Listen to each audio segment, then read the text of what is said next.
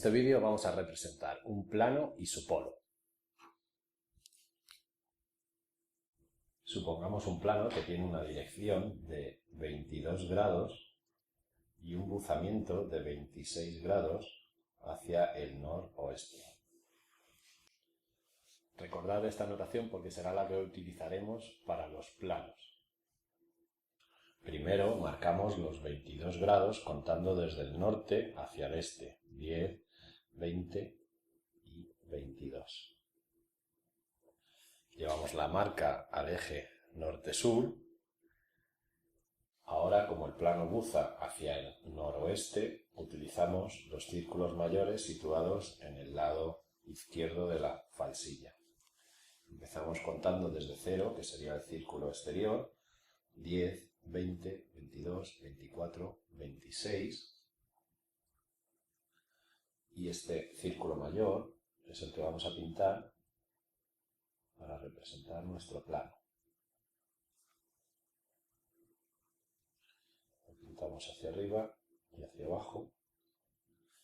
Y si ahora colocamos el transparente otra vez en la posición original, tendremos representado un plano con una dirección 0, 22 grados y un buzamiento de 26 grados hacia el noroeste. Y ahora vamos a representar su polo. Para ello llevamos el transparente al eje norte-sur y en el eje este-oeste debemos de contar 90 grados a partir del plano hacia el centro de la falsilla. 4, 14, 24, 34, 44, 54, 64, 74, 84, más 6 grados llegaríamos a 90. Así, desde aquí hasta aquí hay 90 grados, lo que significa que este punto representa una línea que es perpendicular a este plano, lo que sería su polo.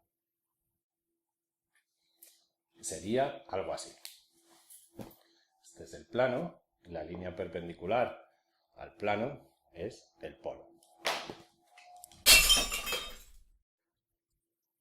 Llevamos el transparente a su posición original y tendríamos representado el plano con su polo perpendicular a dicho plano.